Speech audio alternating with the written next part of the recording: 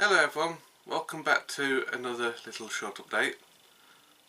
I'd just like to take this time to say a big thank you to all my subscribers. I've now just gone over the 500 mark, which to be honest I never thought I'd reach, especially because I still haven't actually done the main part of the layout yet. All I've done is the fiddle yard about 3 times.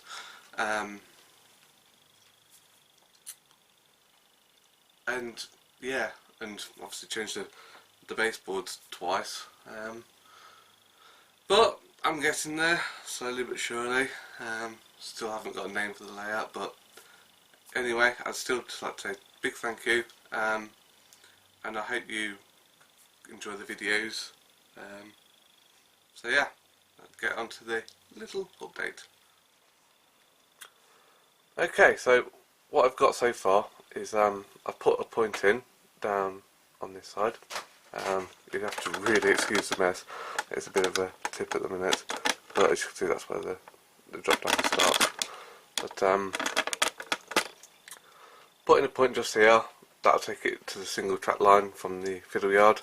So the scenic section will start there, but it leaves me sort of all this section in front here where I can still do some scenic stuff anyway, and then sort of put a back scene just sort of in front of this curving track here. So follow around, as you can see, it sort of goes into the fiddle yard how it was. I was trying to, because I changed it from double track to a single track, I was trying to rework the fiddle yard without disrupting too much, if you know what I mean, because it's a pain in the backside when you have to keep ripping it all up all the time. So note to self, must not change my mind so often. But yeah, so as you can see, I've still got those 5 long lines there, but on this side is where it all changes.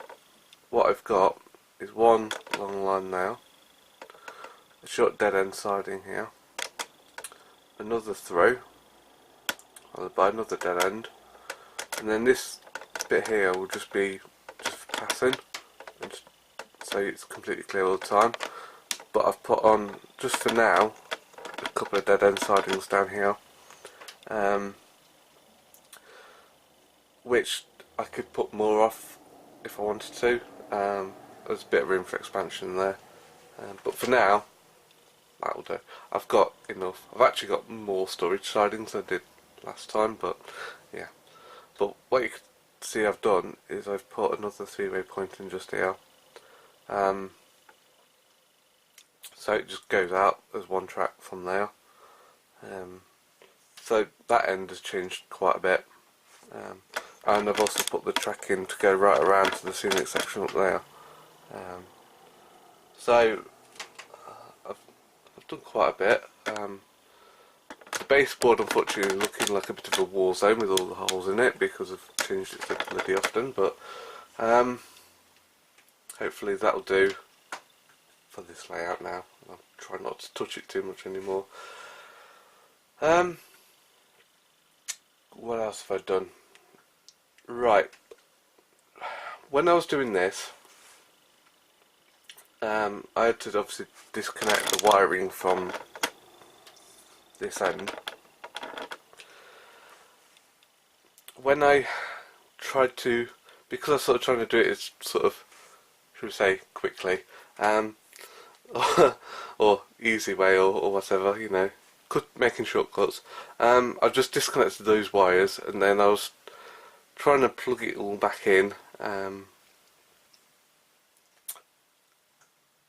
Yeah, so I was just trying to plug it all back in, connecting wires into matching colours, and I was thinking, oh, this is all going well, and I was almost done, and then unfortunately I made a little bit of a mistake, because I was trying to play around with polarities for the points to get them working right on the relays, and what I did is I accidentally connected 1 wire to the wrong bus wire, because what I'd done is I'd used red and black for my bus wires, so I've got red and black DC bus wire at the back, red and black bus wire for the DCC track, and red and black for the DCC accessories. The problem being, I had the power on, and I was just swapping the polarity over. I was like, oh, this wire's not connected. I was like, oh yeah, there's a black connection. Here's my black wire. Stick it in. Yes. What unfortunately I did was cross the polarities between the DCC track and the DC. So yeah, 12 volt DC and about 21 volt DCC, 18 volt, whatever it is. Yeah, they don't mix. That caused a few, crackles and pops and bangs and quite a bit of smoke. And yeah, if you have a look at one of my Megapoints boards, and these are like 60 quid each, you can sort of see that it just blew that off. So that's pretty much had it. My relays, I don't know if they're okay or not. This one's looking a little bit, I don't know. I don't really want to risk connecting it back up. So I bought some more anyway, but yeah, I don't want to risk that, because I don't want it popping another Megapoints board because they're bloody expensive. It also completely wipes out my 12 volt DC power supply. It's a sealed unit, so I can't really do anything about it. I tried changing the fuse on the plug, but no, it was having none of it, so it blew that up as well. So overall it was about, what, 85 quid's worth of damage at least. I've not actually wired up all my other bits yet to sort of double check that they're all working. I've got new power supply now. I've bought another servo controller board. I'm just hoping it's not took out anything else, but we're going to have to wait and see on that one. But I'll show you what I've done to try and stop me from making that mistake ever again. Okay, so the first thing that I've done was to buy some more wire. I bought four different colours. So I thought sort of the orange and white and grey and pink. So I can have one as the DC colours and one as the DCC accessory colours. So at least that way, if I see one connection lying around thinking, oh, I can just plug that into so and so, I shouldn't make that mistake because it would be a completely different colour. So that was my first first port of call.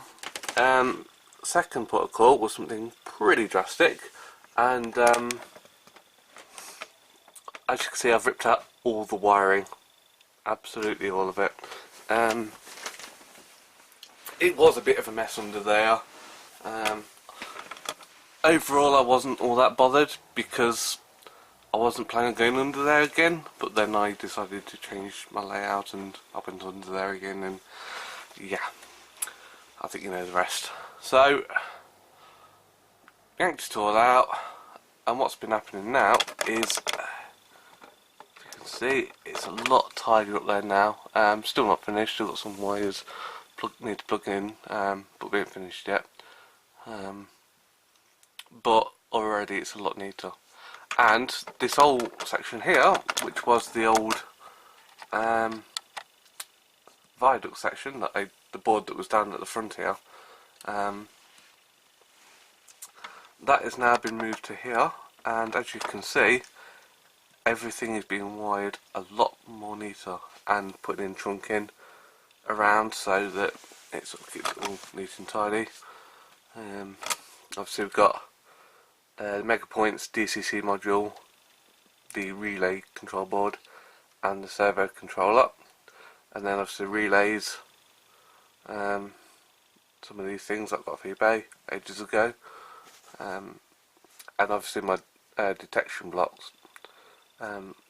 This will be mirrored onto this side, but I've run out of screwed, so I need to get some more. So sort of this end will control, you know, that end of the fiddle yard, and then this side will control this side, so you shouldn't have wires jumping all over the place. So yeah, the aim is sort of not to have so many wires all just running across there, and try and have sort of a central board and run wires to that, which should keep things a little better. Obviously I've still got my other board, still needs a bit tidying up, but my DC controller there, there's an interesting update coming for that soon, so when it does come I'll make a video on that. It's a very good update. I'm really looking forward to it as well. It's an update that might save me about 300 quid, so I'll definitely do a video of that when it comes. And as you can see just behind the wire,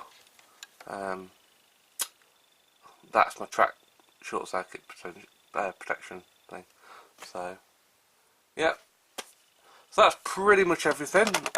This will take a while. I'm in no rush anyway, but I want to make sure it's done properly this time.